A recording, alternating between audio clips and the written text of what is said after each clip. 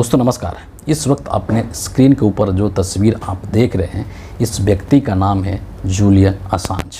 अचानक से ये अभी पूरे दुनिया में चर्चा का केंद्र बिंदु बन चुके हैं और चर्चा का जो कारण है कि क्यों ये चर्चा में आए हैं, वो जो कारण है वो ये है कि 5 सालों के बाद ये ब्रिटेन के जेल से रिहा हुए हैं।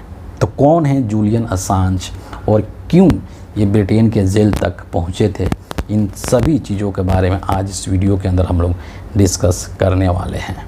जूलियन असांज एक ऑस्ट्रेलियाई मूल के नागरिक हैं। ऑस्ट्रेलिया में इनका जन्म हुआ था 1971 के अंदर। इनकी जो पहचान है वो विकीलीक्स से है। विकीलीक्स की चर्चा एक बार बहुत ज़ोर शोर से हुआ था, पूरी दुनिया में हुआ था। तो विकीलीक्स की संस्थापक थे जूलियन असांज। 2006 के आसपास में इन्होंने विकीलीक्स की स्थापना किया था और उसके स्थापना का जो प्रमुख उद्देश्य था वो यही था कि जो गोपनीय दस्तावेज़ हैं या तस्वीर हैं उसको प्रकाशित करना है, उसको पब्लिक करना है, उसको सार्वजनिक प्लेटफॉर्म पर लाना है। यानी कि एक तरीके से ये एक खोजी जर्नलिस्ट जो होते हैं, जो खोज करके ढूंढ करके कहीं ना कहीं से कोई ना कोई चीज़ किसी तरीके से लाते हैं और उसको दुनिया के सामने रख देते हैं। कुछ उसी तरीके का इनका काम था।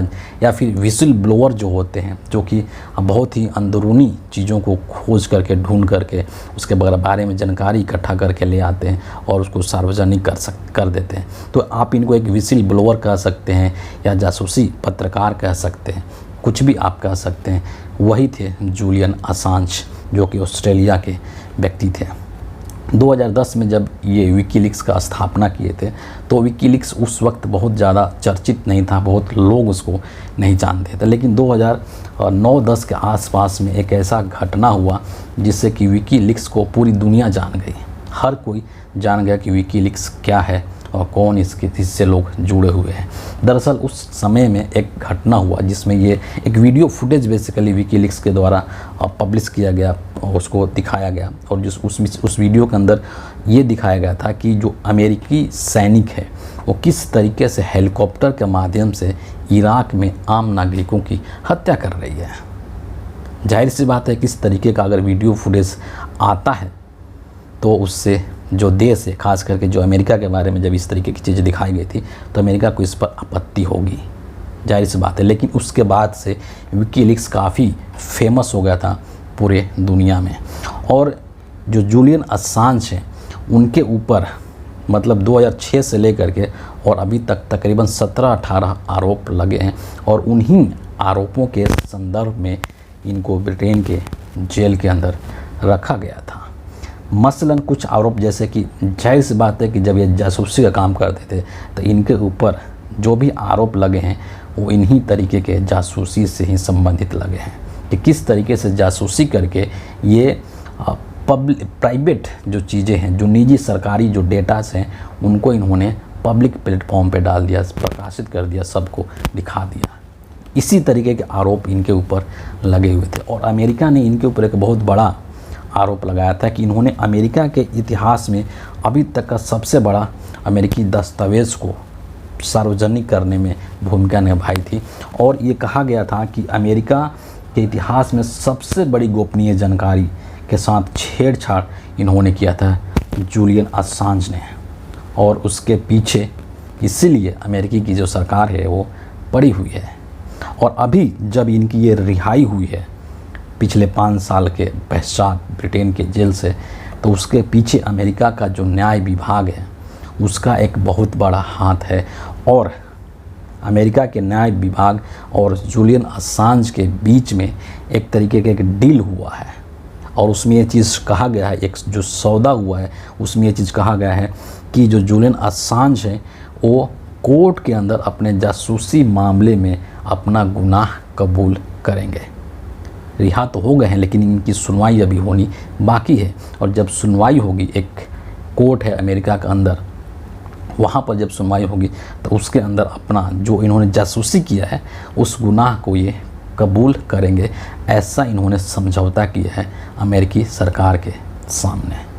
अब इस चीज़ को लेकर के जब इतने समय के पश्चात विकीलीक्स के संस्थापक जो जूलियन असांज है वो बाहर निकले हैं, रिहा हुए हैं, तो इसमें कई तरह की प्रतिक्रिया आई है पूरे देश भर से, पूरे दुनिया भर से, देश भर से नहीं बल्कि पूरी दुनिया भर से लोगों ने इसको लेकर के प्रतिक्रिया दी है। क्योंकि अगर देखा जाए तो ये एक पत्रकारिता के क्षेत्र से संबंधित व्यक्ति है ना। और इसको आप हिंदुस्तान के साथ जोड़ करके भी दे सकते हैं कि हिंदुस्तान में पत्रकारिता की क्या स्थिति है और पिछले 10 सालों में खास करके नरेंद्र मोदी के शासनकाल में भारत के अंदर पत्रकारिता का क्या हाल हुआ है, और जो पत्रकार हैं, जो सच्चे निष्ठावान, जो पत्रकारिता धर्म का पालन करते हैं, उनके साथ किस तरीके से आचरण करती है वर्तमान की मोदी सरकार, ये पूरा देश जानता है।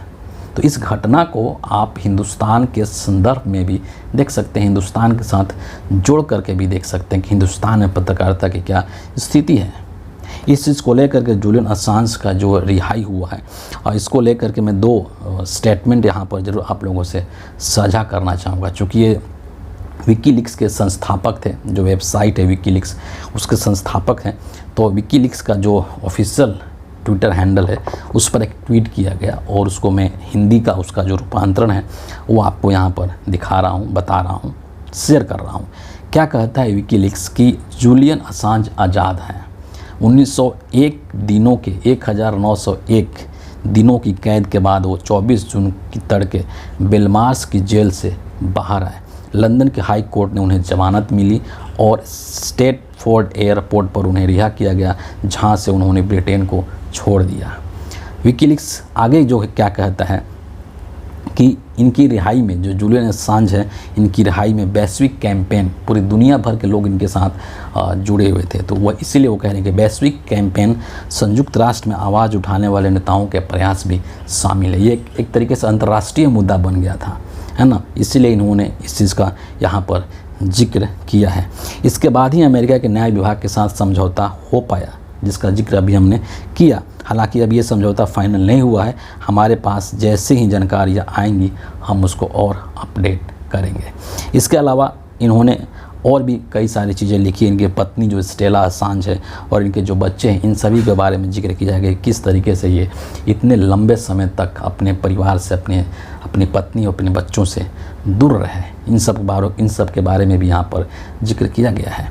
अब अगला जो कमेंट है वो मैं, जो ऑस्ट्रेलिया के प्रधानमंत्री है एंथनी एल्बनीज़, उनका कमेंट यहाँ पर सुनाना बहुत ही ज़रूरी है। और वो क्या कहते हैं, वो कहते हैं कि सकारात्मक नतीजों के लिए हमने हर सही रास्तों को अपनाते हुए ऑस्ट्रेलियाई हित की वकालत में लगे रहे, और मैं ये प्रधानमंत्री पद संभालने के पहले दिन से करता आया हूँ। आगे वो लिखते हैं कि कानूनी प्रक्रिया पूरी हो जाने के बाद मैं और भी बातें कहूँगा, जो कि मुझे लगता है कि जल्द ही हो जाएगा, और सही वक्त पर मैं हाजिर रहूँगा। तो एक तरीके से जो ये जूलियन असांज थे, इनकी जो एक तरीके से इनको सज़ा जो दी गई थी, जो आरोप लगाए गए थे, उससे पूरी दुनिया कहीं ना कहीं जुड़ी हुई थी। और दुनिया को तमाम लोग जो कि पत्रकारिता के पैरोकार करते हैं कि पत्रकारिता स्वतंत्र होनी चाहिए, पत्रकारों को जो अपना काम है उसको करने में पूरी स्वतंत्रता होनी चाहिए। हिंदुस्तान के बहुत सारे ऐसे बुद्धिजीवी हैं जो सोशल एक्टिविस्ट हैं या फिर पत्रकार हैं या फिर और भी ऐसे जो लोग हैं, वो इस मुहिम से जुड़े हुए थे, और उन्होंने भी अपनी प्रतिक्रिया जो है जूलियन असांज की रिहाई को लेकर के दिया है। और एक बहुत अच्छा संकेत है पूरे दुनिया में, क्योंकि हिंदुस्तान की अगर बात करें तो आपको पता है कि हिंदुस्तान के अंदर पत्रकारिता को जो है वो लोकतंत्र का चौथा स्तंभ कहा जाता है ना। तो इस तरीके की जो चीज़ें होना, ये न सिर्फ हिंदुस्तान के लिए बल्कि पूरी दुनिया के लिए एक अच्छी सुखद खबर है कि पत्रकारों को आप प्रताड़ित नहीं करें, उनको मानसिक या शारीरिक पीड़ा नहीं दें, बल्कि उनका जो काम है, उनका जो कर्तव्य है, उनके जो धर्म है, उसको निभाने दें और स्वतंत्रता के साथ करने दें। और इसीलिए आज जब जूलियन असांज 5 साल के बाद ब्रिटेन के जेल से रिहा हुए हैं, तो पूरे विश्व भर के वैसे सभी लोग खुशी मना रहे हैं जो स्वतंत्र पत्रकारिता की वकालत करते हैं। तो फिलहाल इस वीडियो के लिए इतना ही है। आप सभी का बहुत बहुत धन्यवाद।